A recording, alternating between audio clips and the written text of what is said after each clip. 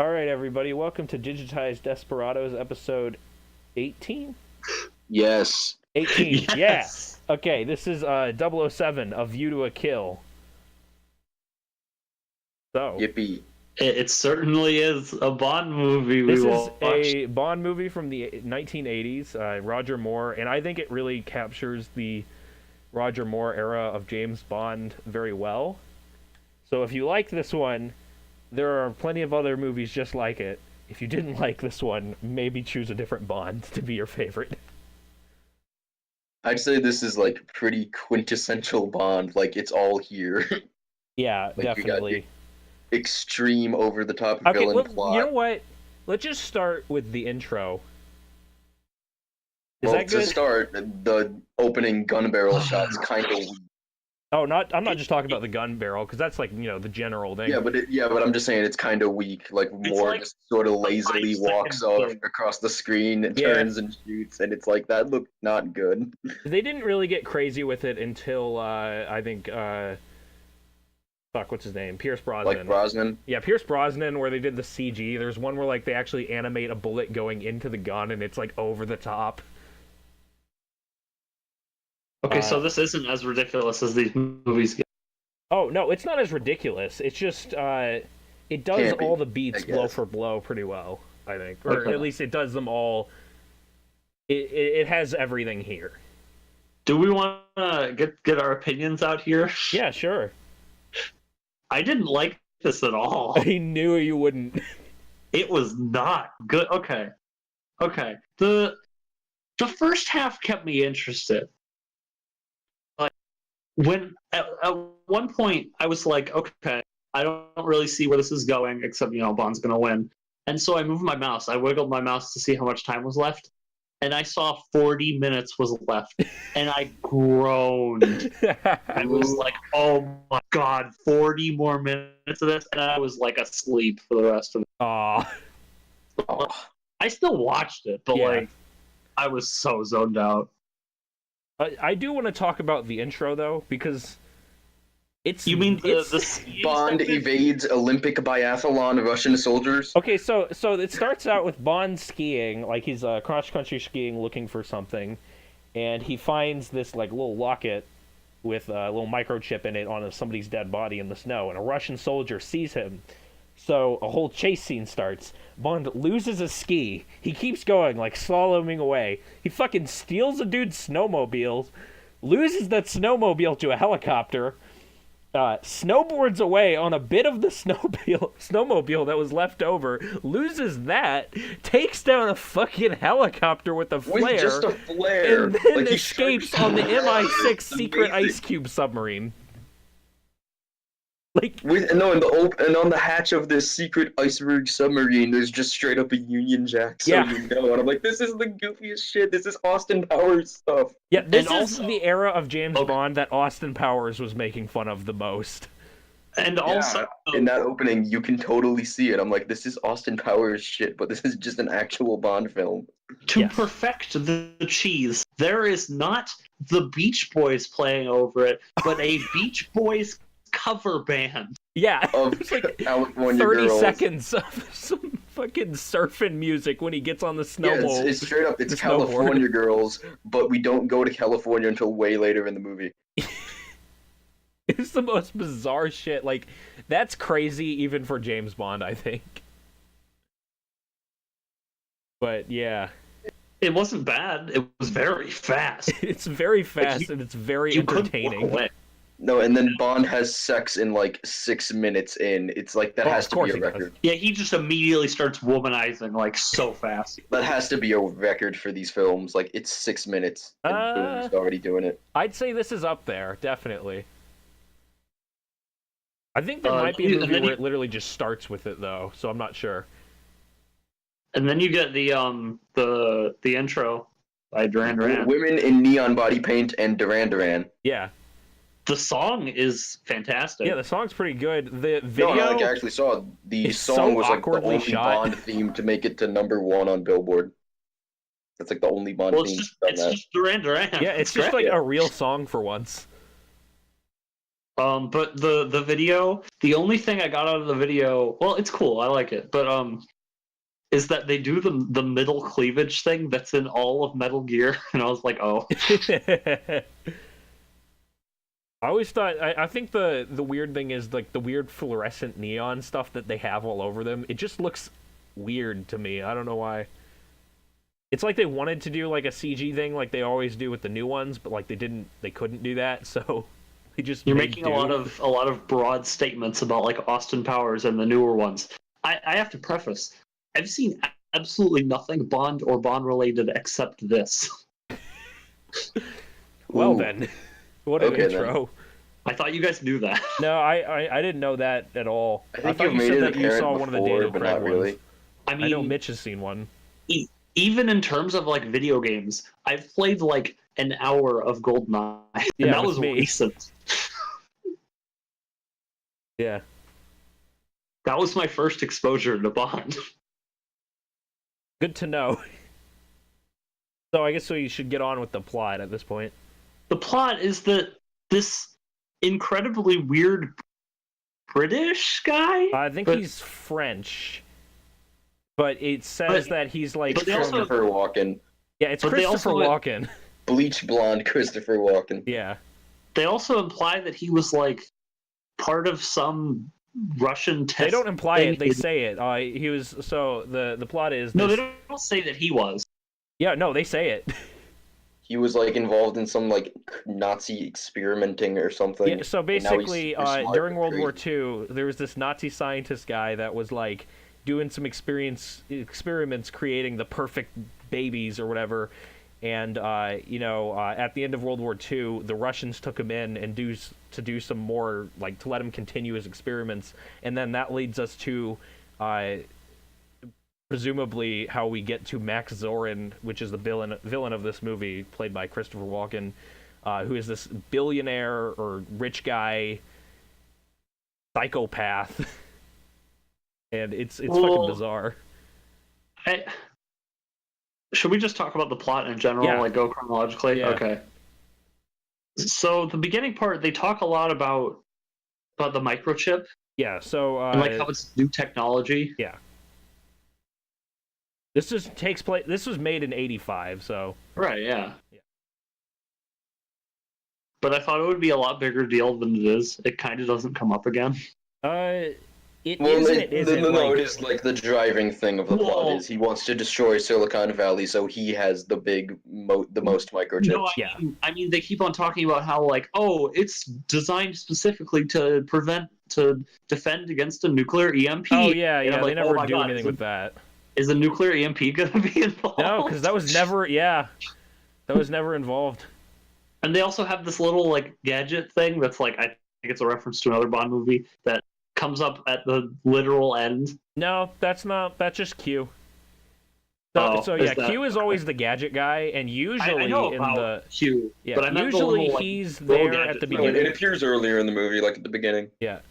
But usually Q's there in the beginning of the movie to show Bond all his gadgets. One thing this movie does, I think, differently is Bond just has all the gadgets, and he's just using Yeah, them he throughout doesn't the get film. anything new. They don't really show There's anything. there's usually a sequence where Q will like be guiding Bond through like the R&D room, showing Yeah. off the new shit. That sounds like fun. That doesn't happen in this. Yeah, I forgot that doesn't happen in this one. Bond gets no new gadgets. It's weird. I think I would enjoy that. Well, if he there was gets a new scene. gadgets, but like they just imply that he's used these before. He has like a shaver that can detect bugs. He's got like a little voice recording of himself. He Okay, has a but bunch of that's- stuff in this one that they explain none of until he uses. The voice recording thing is just like they don't need to explain that. Yeah. He has like glasses that kind of let him see Yeah. through walls. Oh yeah, he maybe? has a No, but they tinted. don't. They're just like polarized. Yeah, they're like weird polarization glasses. And he can control the polarization. Yeah. Yeah. And then It's there really was weird. one. It was like a ring or something of his that like was a camera. Oh yeah. Yeah. And they They made a don't point of that. use it at all. And he also has like a card or something that lets him unlock a window. Oh yeah, What? yeah. When he goes into the researcher's Stacy's house. Oh, I missed that. Yeah, that's he how like he got puts up a in. weird like key card up to like the Windows lock and it unlocks it, and I'm like, what? How does that even fucking work? That makes no sense. It's some magnet shit. That's how they'll explain it. Fucking magnets. How do But- they work? But yeah, the basic premise is that Bond is trying to stop Zoran from absolutely decimating most of California, Most of basically. at least San Francisco, yeah. And also Zoran has the lackey Mayday, who I did not realize was named Mayday until the halfway point. You didn't realize at the moment that. Oh, The very instant it was stated.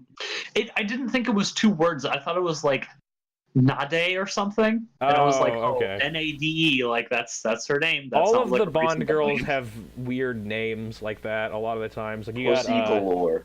Pussy Galore. Yeah. That's the first one that comes to mind. Dominatrix, I'm pretty sure is the name of one of them. That's awful. Freaking, oh my god. I think one of them's name is Plenty. And that's where you get, hi, I'm Plenty. And then Bond just looks at her and she says, of course you are. Well, yeah, they do gags like that with the one. Oh, I yeah. think the one KGB agent girl Yeah. who he meets at the very beginning when he goes Is it into Jenny? the horse sale. Yeah, so, yeah, it starts out with, the first thing he goes to is Max Zorin's, like, private estate or whatever, where he's doing a horse sale. And they learn about... On top of all of Max Zorin's other evil plans to destroy all of California... Wait, no, you actually skipped a part. Oh, I did? He goes and meets up with the informant guy at the bar show. Eiffel Tower. Oh, yeah, I forgot the whole Eiffel Tower scene. Which, I gotta say, probably one of my favorite moments is when he's killed with a butterfly.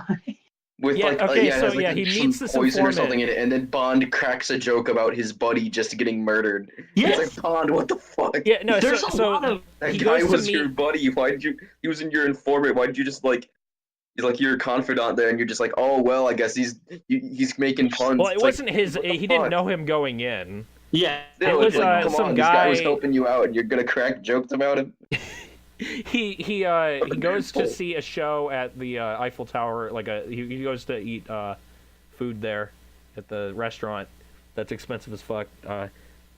And during like this weird show with the singer that has like butterflies like dangling from fishing rods, one of the actors that's holding the fishing rods is like taken out and replaced with this other Literally, person. like it's Mayday. She comes Yeah, up it's and Mayday. chops the actor or whatever in Yeah. the chest and just takes their place, and no one Yeah, notices. nobody except- notices except for James Bond. and he doesn't do anything. He just watches. He lets it happen. And she like sticks him with the butterfly that has a hook with poison on it, and he dies. Everybody freaks out, and Bond looks at him and He goes, dies "There's a fly in immediately. his soup." He dies immediately. Actually, going over my notes again, we also missed another scene, Yeah, we list. There was a At the part horse right race. before Horse that with the race, horse the race. initial That's how horse they lead race. to the informant. which, again, another really corny, really funny scene where Bond and I couldn't tell who the other guy was. Mr. Tibbet. They were looking backwards into the crowd with binoculars. Yeah, Yeah. Which was it was like a Horse naked race. gun thing or something. It was like, what? That's just straight up like visual gag. yeah. Yeah, I they're think all that's- looking at Max Zorin essentially. That's I actually think where we that's- learn about Mayday. Yeah. That's where they first Oh suspect. no. Also, that, wait, no. I think these- we even skipped more there, where There's more. or there's also in Paris. There's the scene where Bond steals the taxi, and there's a. Oh car- no, yeah, that's after that. We missed That's the scene later. before that though. The stealing a taxi is right after the Eiffel Tower bit. Yeah, so Yeah. Mayday, Bond goes after the person that killed the guy, the informant, and it's Mayday, and the stupidest car chase ensues. It's amazing. Okay, There's this one French of driver of the taxi is like very poorly dubbed over, Yes. saying, "Oh my car," Oh Yeah. my car! Whoa, my car! and it's horribly done. There's a lot of really bad dubbing in this movie. It's really funny. And this is the start of it. So The car chase is absurd. Like yes. he loses half of the car. He loses the top, like the roof of the taxi gets first taken and out, then he loses the back and then half. he loses the back half. And So it he's has just front wheel driving the drive, front so he's half still of the driving taxi. it around. It's great. And then he he loses that because of course he does. And Mayday has parachuted on top of like a boat with like a party on it with like a wedding. A wedding. And Bond happening, sees and that, so Bond he fucks drops up the into the wedding. boat. He jumps into the boat, but falls through the fucking skylight onto like the wedding cake or some shit. Bond just completely fucks up a wedding. And then Mayday somehow gets away. Somehow Bond picks up a tier of good the cake and hands it to the to bride. the couple, I think. Yeah. But yeah, somehow Zorin was waiting for Mayday at that boat with another smaller boat. Yeah. And they get away. Whatever, who cares? And then they have the scene where he is infiltrating the horse sale. Yeah, so now they're finally at Max Zorin's like estate, where he's doing a horse sale because they suspect him of rigging these horse races with like steroids or something. Which the way they figure out that he's doing it is really interesting, I think. What with the like microchips? Well, he has a mechanism in his little cane thing. Yeah. Where if he presses a button, it injects It's like steroids. a trigger that triggers the steroids. Like, and that's a really interesting way of going around testing. Yeah. Because obviously they would be tested before the race, not after. Mm-hmm. So injecting it during the race, I think that's neat. That's awesome. Yeah. It's a really cool like workaround where it's like the steroids are in there, they just need to be triggered. So it's kind of been proven that that steroid testing isn't legit, but yeah. So this is the point where James Bond is there. He's undercover. He has like a fake name, St. John Smythe, or something like that. Every time they pronounced it, I thought they were saying something different. Yeah. I think it was St. John Smythe or something. It should be. It's like it's supposed to be Saint, but it's like pronounced weird. Yeah. Like in the captions, it's always St. John Smythe, but it's. Oh, is it? It's St. John, I think. I think Max said it right. But he said he had captions on, so like now I'm confused. Maybe the captions aren't official. I mean, it was on. Yeah, there were points where the captions were very different from what was being said. Oh, okay. It might be like it was in a different language or something. It was a translation. That's weird. Well, you get Bond that. is clearly English. He isn't doing any kind of other voice. Well, I mean, you get that with if you try to watch dubbed anime and you put the subtitles on, it's a 50-50 whether the subtitles will be a literal transliteration of the dub or a translation of the sub. That's weird. It's usually translation of the sub. Usually, but if there's a dub, it might be just the dub. It's a thing. It's annoying. Moving on. Okay. One of the problems I think I have with this movie in general is that the tone is just all over the place. Yeah, that's this era of Bond, definitely. It's like it doesn't know if it wants to be serious and it doesn't know if it wants to be funny. Okay, I think there's another thing. There's serious, funny, and erotic. Oh yeah.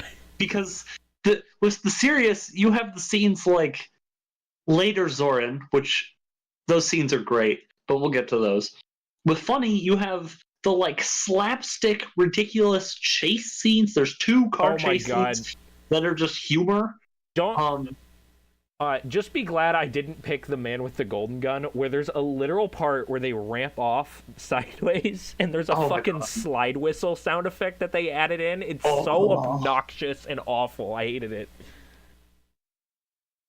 Okay, but the third part, the erotic part, like you get a little tiny bit at the beginning where Bond, at the very beginning, before the intro even, where Bond gets in that little submarine and like breaks it so that the woman falls into his lap or whatever, which is like He whatever. activates the fast mode or whatever.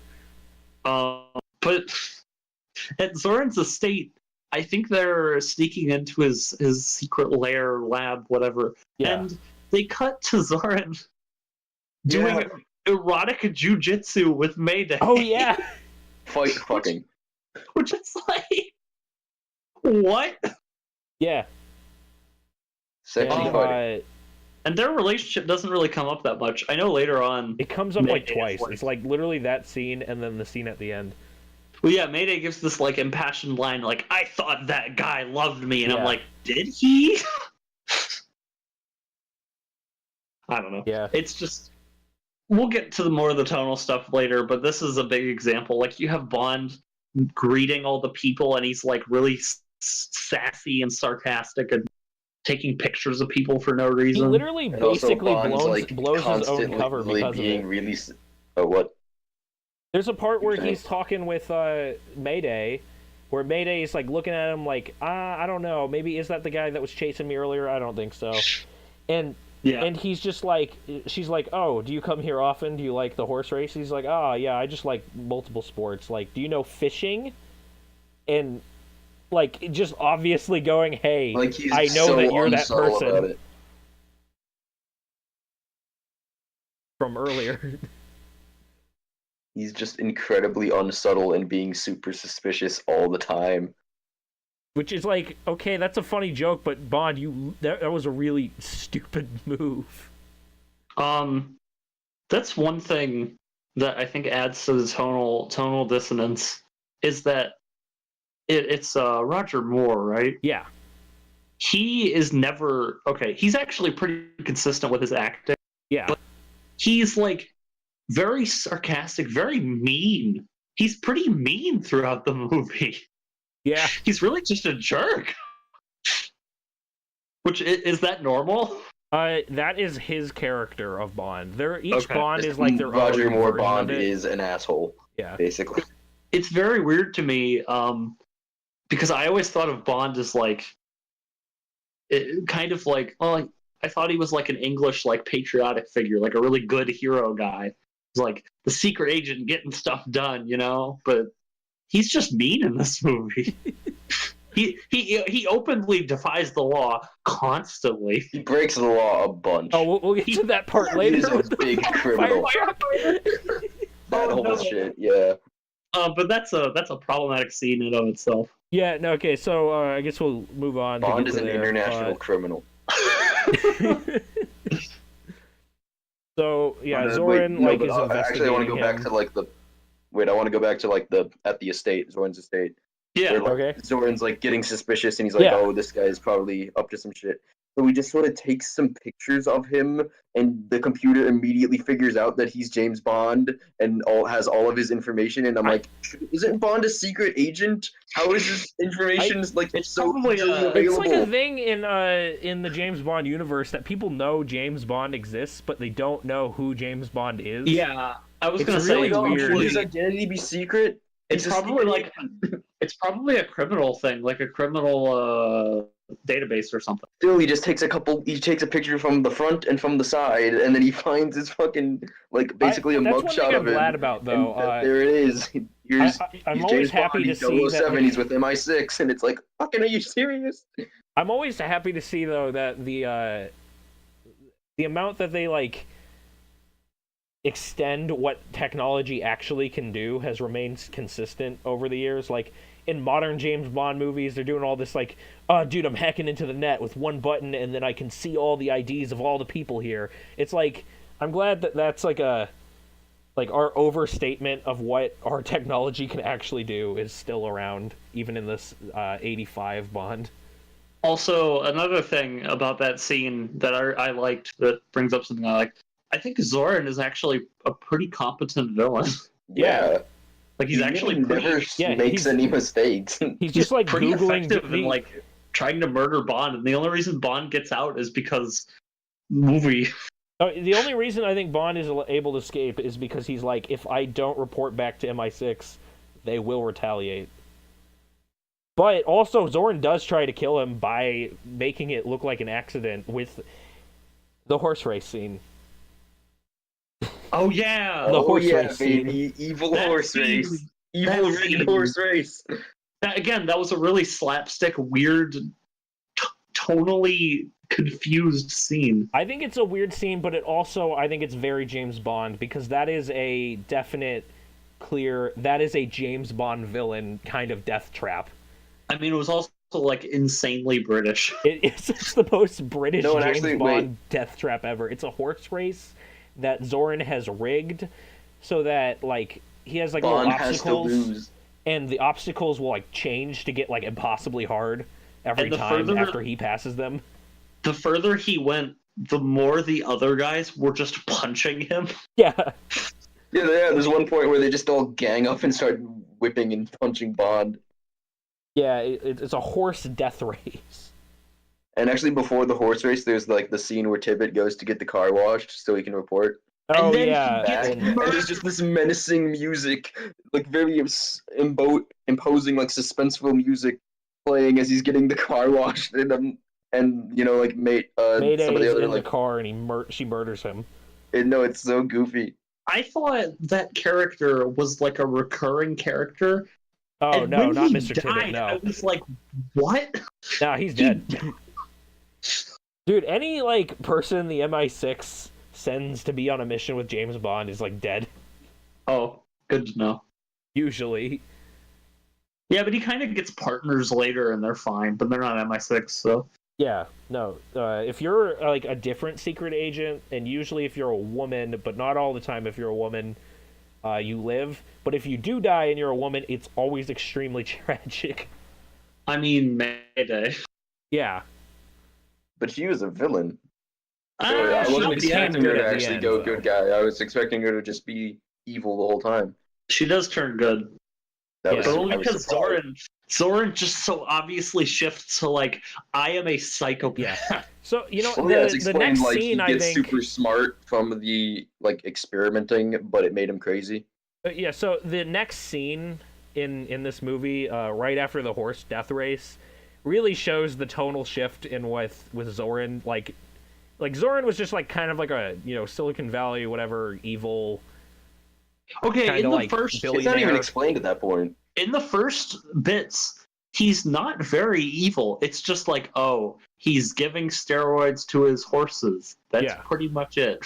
He's just kind of he's just fixing horse races at that point. And I think in one of the earlier scenes, they have him just talking to a KGB guy, and he's like, "I'm not part of the KGB anymore." And Yeah.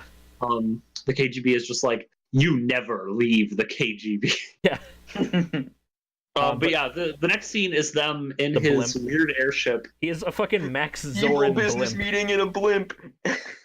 which I didn't know it was in a blimp until a guy fell out of the blimp. Well, Exactly, that that's was the the point. reveal. That's the big reveal.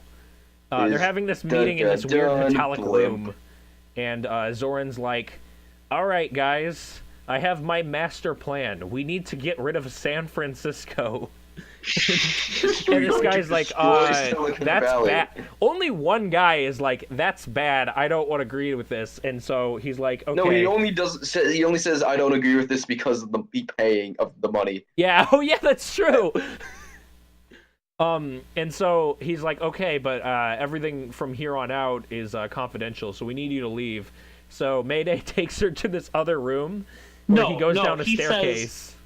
He says that Mayday will get him a drink. Oh yeah.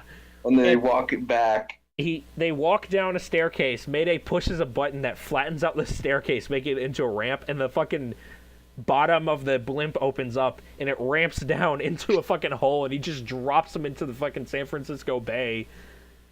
That was great. And then right after that, hundreds of feet up. none of the other people saw this happen, but right after that, Max Zorin just goes, "Anybody else want to drop out?" Yeah, yeah, Good. that was great. And then right after that is the stupidest fucking name drop in movie history. Yes. It's literally, Ding dong. they go to the front of the blimp, and they're looking at the Golden Gate Bridge. Mayday goes, "What of you?"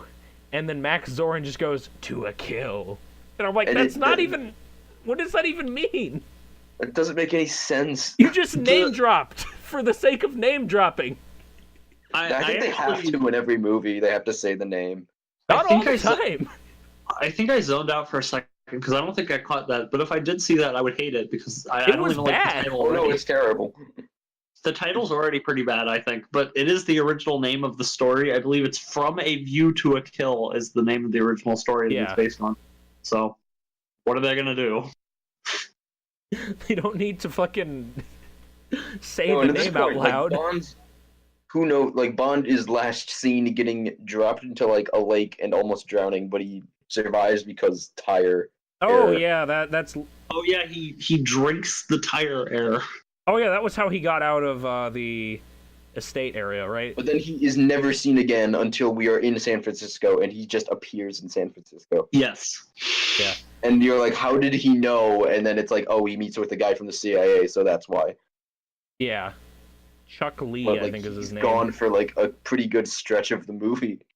Oh man, I have like no notes for this segment. Oh, I don't either. I don't really have any notes until the part where they go to the one girl's house. Yeah, me too. The cat running down the stairs in that house actually kind of spooked me. That was out of nowhere. And oh yeah, okay. So Bond eventually finds a lead to this researcher. She's like a geologist. Are we gonna skip the whole like oil thing? There's not much to say about that scene, honestly. Because he meets with the KGB agent and they like have a thing. Yeah. I think that she's is all we're gonna say? Mayday just like lifts a dude over her head like nothing. That was great. Oh yeah. Yeah. So they go to like an oil thing. And oil thing? Zoran and Mayday are there, and that's it. Nothing really happens. Yeah. Bond figures out they're doing weird things with the oil. And that's yeah, the scuba segment? Or are we not there yet? I'm talking about the scuba segment. Well, I have a little bit of notes before that with the whole fight scene in the house. In the what? Oh yeah, in the house with the shotgun before full of salt. Bond realizes the house is after, right? That's after the scuba scene. Are you sure? Yeah, I took my notes chronologically. Okay, because my notes are the airship, then them in the house, and then the fire at City Hall.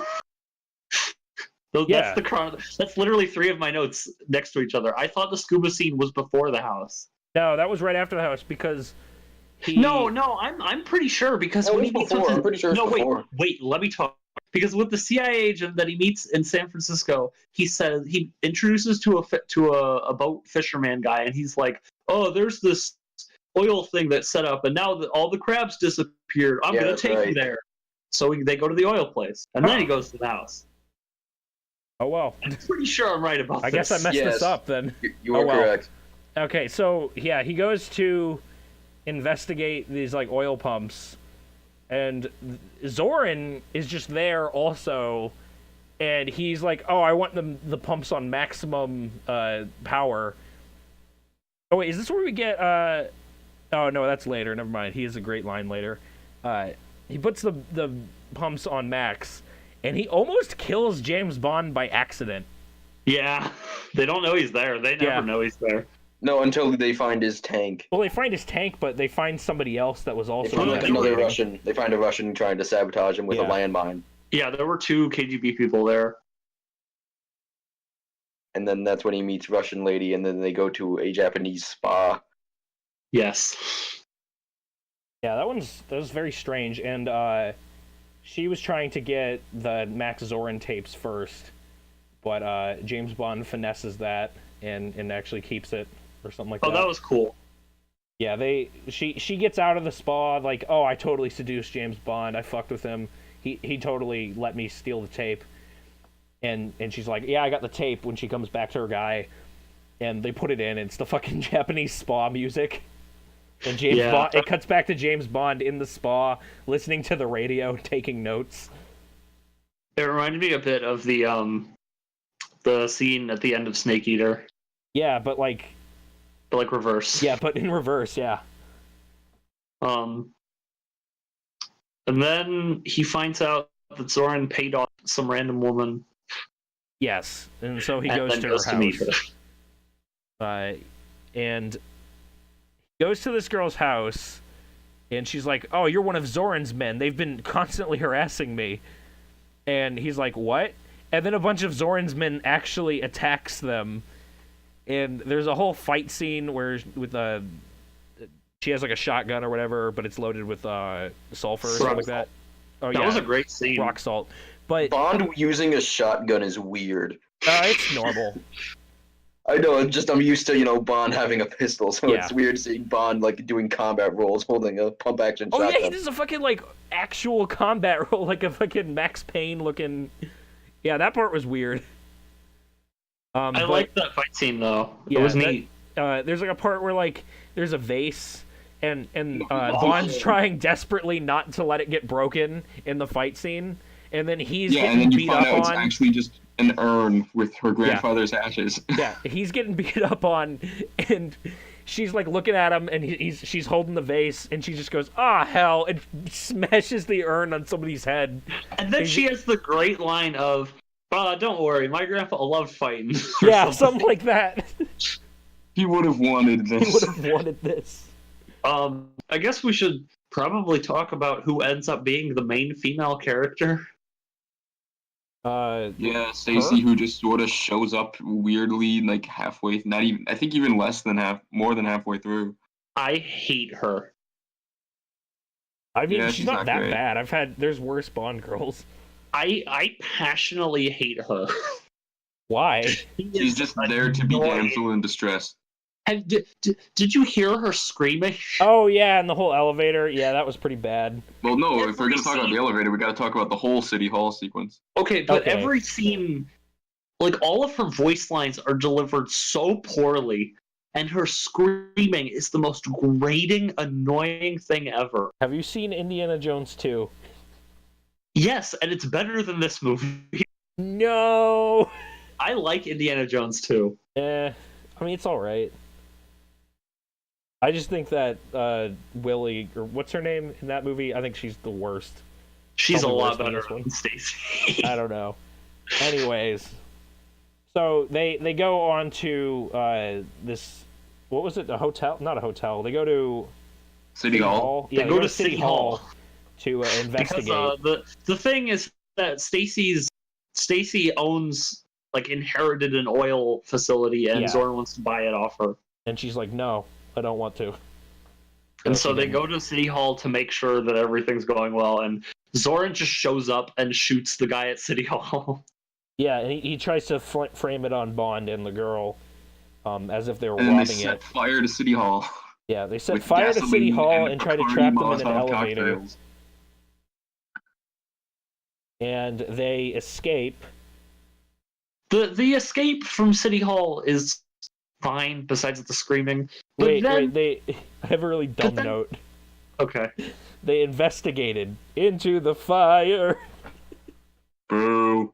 It's not funny. The theme is "A View to a Kill," and the chorus is "They danced into the fire." By the way, Boo. Okay, the escape from City Hall is weak, and that was the point where I wiggled my mouse, and I was like, "Oh, 40 minutes left." yeah. But then Bond is homeless an guy? international criminal. Bond is, like, held up against the fire truck, and Wait, he's wait, like, wait. Right before this, when they see Bond and holding the girl climbing out of the thing, it shows this homeless dude wake up. "Yeah." He hears the fire, and this whole crowd gathers around Bond climbing down the staircase. He almost trips, and they're all freaking out, and it just zooms in on the homeless dude, and it's like the most amazing shit this dude has ever seen before. It's so weird that they focus And on he it. like drops his like alcohol that he's drinking. It's treated as this like amazing epic moment, and it's just like he's climbing down a ladder. It's so weird. Anyway, after that, he's, like, arrested against the fire engine. Yeah. And then, in the most ridiculous slapstick turn of events, he takes the fire hose, which is totally on, like, of course it would be, and shoots the cop that's arresting him away, and then steals the fire engine. Yeah. Like, he's doing himself no favors.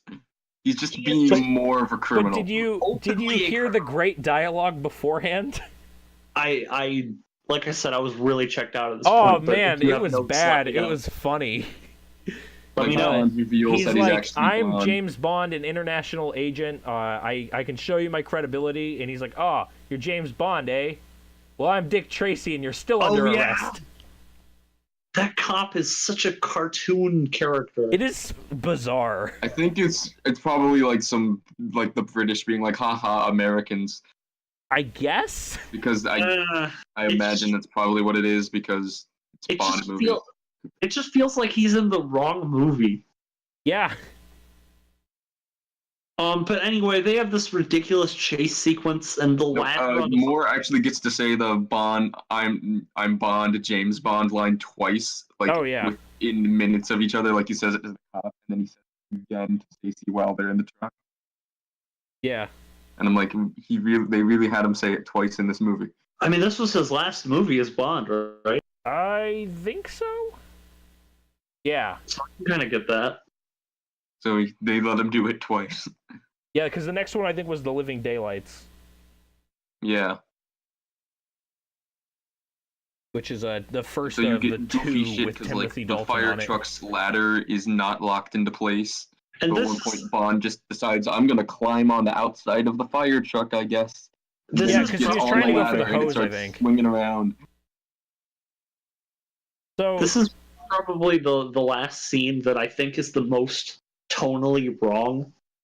It's Yeah. so slapstick. The cop that's chasing them is like this big guy who's like gross and like super full of himself, and he's like, I've got him this time, and it's like, what? You're not the Yeah. villain of this movie. What are you doing? yeah, and so the cop tells the guy, the drawbridge operator to start activating the drawbridge, and fucking What you I don't think you can do that. I don't know either, but he does.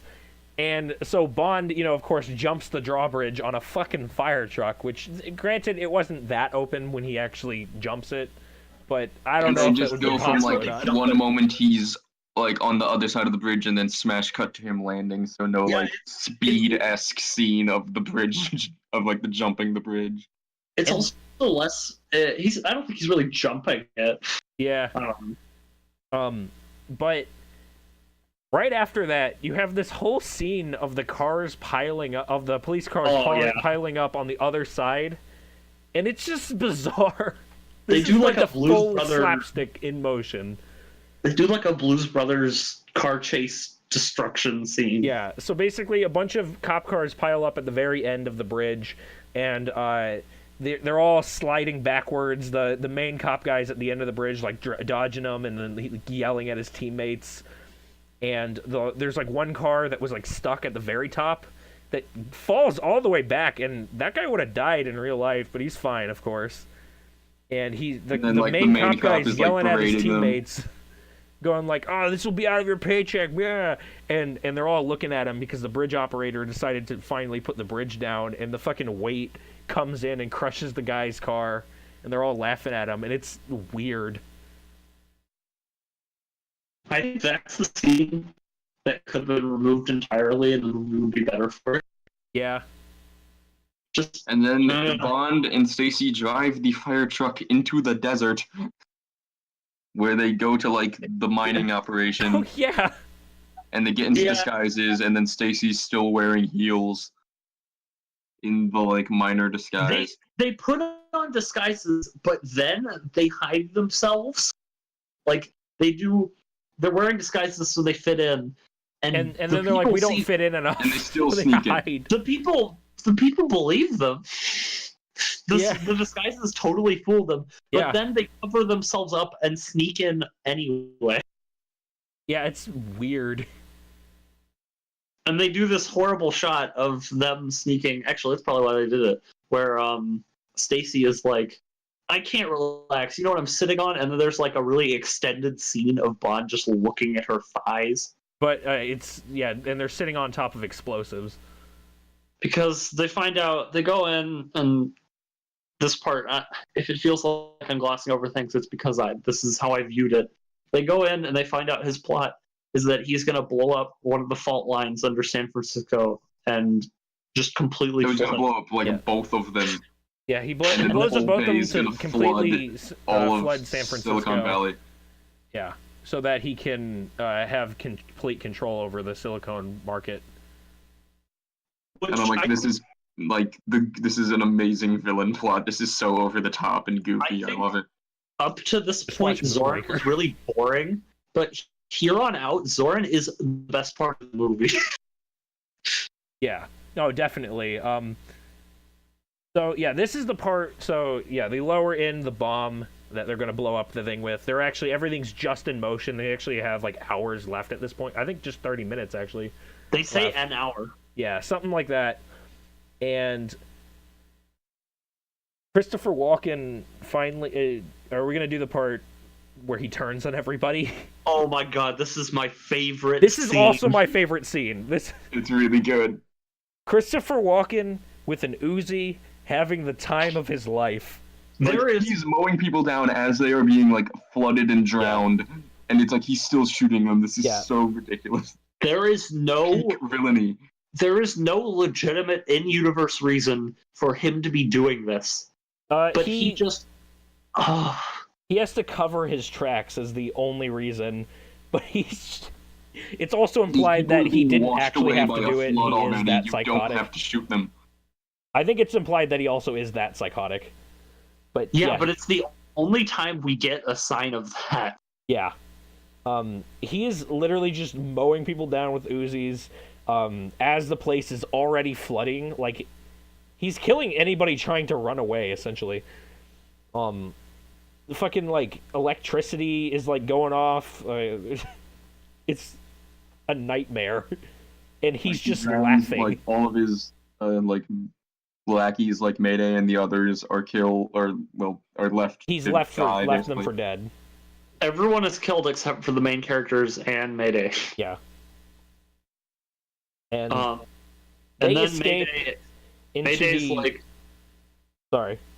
Mayday's like, oh, he betrayed me. I'm gonna help Bond now for Yeah. 5 minutes until I die.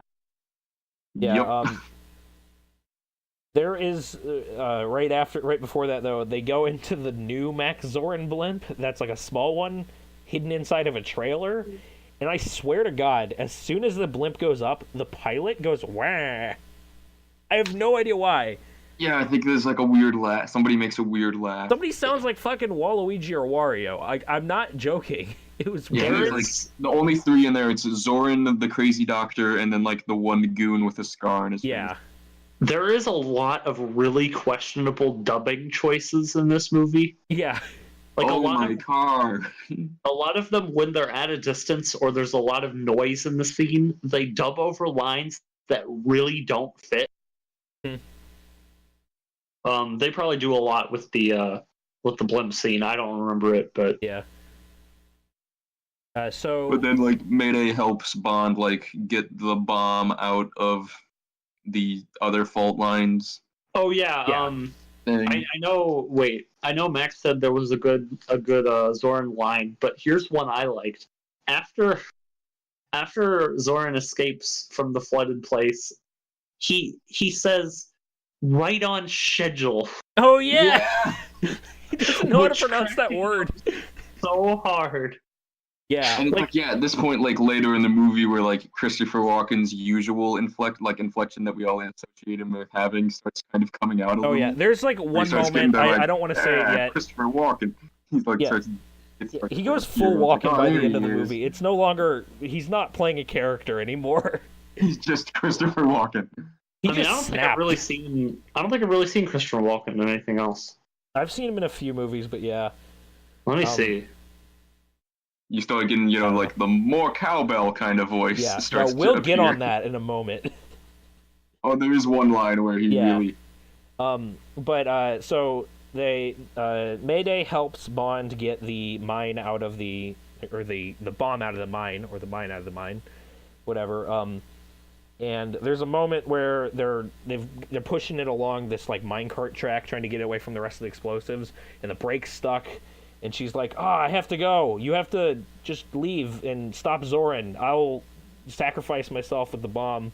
And Bond just jump off, and she doesn't. Like, she could have lived, honestly. I think. Yeah. I don't think there's a whole lot of reason to kill off Mayday. It's pretty pathetic. And at that point, she's one of the strongest characters in the entire thing. I Quite think literally. I think another thing that would have improved this movie a lot is take out Stacy. Yeah. And just keep Mayday, like, maybe have a much longer scene at the end where Zoran betrays Mayday a little bit earlier and she becomes, the partner. Yeah. Because Stacy's useless, especially in that end scene. She just walks away. I think Stacy should have just like stayed at home while Bond did the rest of this stuff. Yeah. There's no benefit But then Bond to her. has nobody to have sex with at the end. Well, if Mayday, she's basically a dominatrix. Yeah. If Mayday lived, then that would have been it. But still. I guess the reason they had Stacy was that so they could pick her up in the balloon. Yeah, they pick her up somehow. That scene really bothered me because they show a clip of her with the balloon hovering over her, but it's pretty far away, pretty reasonably far away. And then next thing you know, it's they're like low near the enough ground. and close enough where Walken just grabs her. Yeah. And pulls her into the You're balloon, really a and Bond's dumbass like, to "No, let yourself get get down!" captured by a blimp. I was like screaming at the screen, like, she was not that close. That's just wrong. I And then, half like, expected it to be Walken somebody says, bungee like, jumping there's down one to line- get her. There's one line where Walken says, like, more power. No, yeah, and yeah, it's, like, the real voice that's the starts one I to was come out, and I'm like, talking "Oh, about. there he is." I was so done at that scene. I was hardly even watching the movie. So yeah, Bond after they sacrifice Mayday and she's snatched up by the blimp, Bond hangs on to one of the mooring lines of the blimp, and they try to smack him against buildings and shit.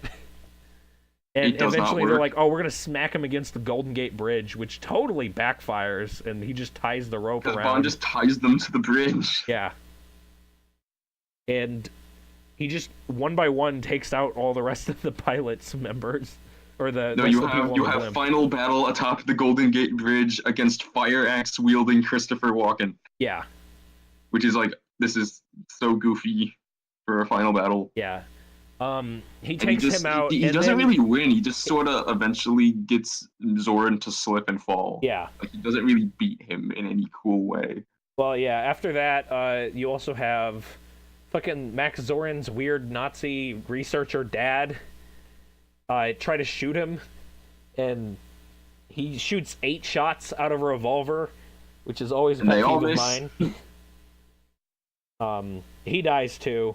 Well, no, he tries to, like, I'm gonna get him, I'm gonna take out this dynamite. Oh, yeah! In the blimp for some reason, and then Bond just sort of undoes dynamite the in the attachment blimp. of the blimp. He, like, unhooks the blimp from the bridge, and they start falling over and hit the dude with the scar, and the doctor just start playing hot potato with the dynamite like fucking idiots. And then They could have just thrown it out. And then the blimp explodes, and then that's it. Bond saves the day. Bond saves the day. They The presume Soviets James Bond is give dead. Bond a medal. Yeah, well, they presume him dead. And then, of course, Q, using his weird-ass RC car that they showed off at the beginning of the movie, finds them in the researcher girl's house, making out, of course. And that's the movie.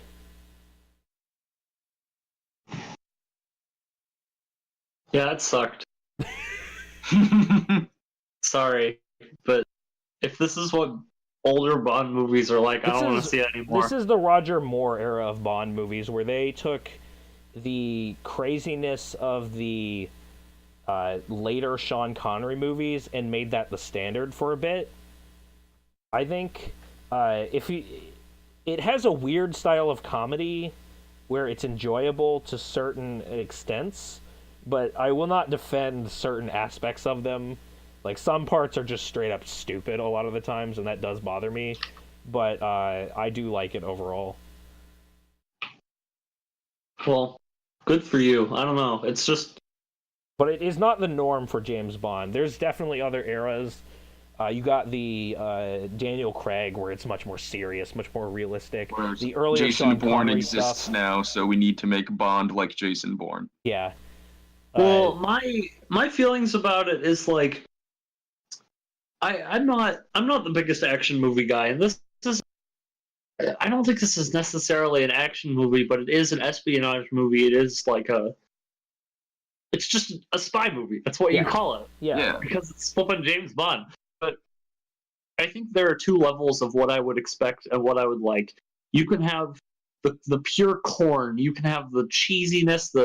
I can't really think of an example, but something that just goes full on with the ridiculousness of it. Something like then you- 007 Moonraker, where they go to fucking space, and there's a guy with fucking metal teeth. Oh yeah, no, Jaws is the Sure. best. That's where they got the most ridiculous with it and the most campy. But then you can have the other end of the spectrum, which is something serious and like intelligent and gritty. I would say Atomic Blonde is a good example. If you want a James Bond movie that's extremely serious and gritty, definitely check out Casino Royale. That one doesn't even have any like what? I'm not saying I necessarily want to see that, but I'm saying Yeah. those are the two levels of what I expect from this kind of movie. Like you have Moonraker and Atomic Blonde. Those are the two extremes for me. I haven't seen Moonraker, obviously, but this movie is very much jumping between all of those things. Yeah. It's like the villain is really weak. I mean, obviously he's trying to murder Bond, so like he's not kid friendly or anything. But all of his stuff is very, very subdued violence. Like the horse chase is just straight up slapstick. The even trying to drown him in the car is not very. I just violent. looked back at this rating. This is a PG.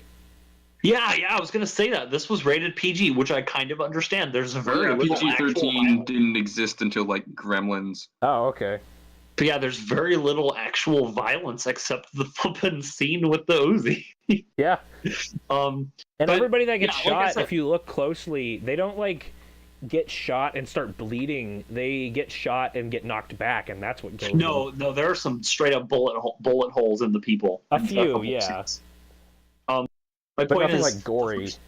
the first hour and a half, it's like the villain is just doing things that might kill Bond. But then in the last half an hour, it's just like, oh, he has a gun and is killing people. Yeah. And then you have Bond himself, who is wisecracking and snarky and kind of a jerk. And he's not really funny. He's very mean-spirited and commits crimes constantly and is womanizing. And I think that's just Bond all the time. He's just constantly committing crimes and It being depends kind on of the an movie. asshole. Sometimes, I think if you want like a more actually funny James Bond, well, I don't know about actually funny, but like somebody that's not as mean-spirited, I'd say go with Pierce Brosnan. If you want somebody that doesn't say as many jokes, then definitely go with Daniel Craig, at least the original ones. But my point is the character is just, I don't know what to expect from him. Is he a hero? Is he just trying to do his mission? Does he care if there are casualties along the way? Like, I know you can definitively say like, oh, his character usually does this because of this movie. But just watching this movie, I didn't get a good reading on any of the characters. It was very hard to tell what was going to happen. Not in the sense of like, oh, it surprised me. It was more like I was just Is along. that what he's like? I don't know. Yeah. I see what you mean, though. I mean, like I can't help but compare it to Lupin the Third because it's entirely driven by the characters. The settings, the plots are so hopelessly generic. It's so like, obviously it's about a thief, but he's a good-natured thief, so he's a likable character anyway. And you have these settings like, oh, a rich person has this famous painting on display, and it's like, oh my god, another generic. But then the way it goes about it and like the interaction between the characters, and you know what to expect generally from them, and it just makes it interesting. But with this, I don't know. It was all over the place. Yeah, I think that was the breaking point with the Roger Moore's Bond. It was kind of a lot more silly, but also not. It was kind of having an identity crisis, especially towards these later ones. I still enjoy it, but I can definitely see how most people don't, because it's stupid. I mean, I don't want to sound like I am gonna give this like a 1 out of 10 or anything. No, I don't think you do. I liked Mayday a lot. Mayday's I knew you great. would. Like she's a really interesting character, and she's never portrayed like as a woman. She's always just portrayed as like, oh, she's a very strong enemy, you know? Yeah. She's like fit too. It's great. Oh, there's a part where she's where Bond is, of course, you know, he's sneaking in, and Mayday was like, "Oh, I'm gonna take care of you later," and so Bond, of course, thinks sex, because he always thinks sex, and so they have sex, but he's trying to be on top, and then she quickly flips over. Yeah. I thought that was funny. Yeah, that was a good scene. Do we want to move on to ratings? Yeah, I think. Yeah. Yeah. Mitch? Overall, I enjoyed this. You know, this feels like, yeah, this is very much the Bond movie of its time. It was enjoyable. Just crazy, villainous plot.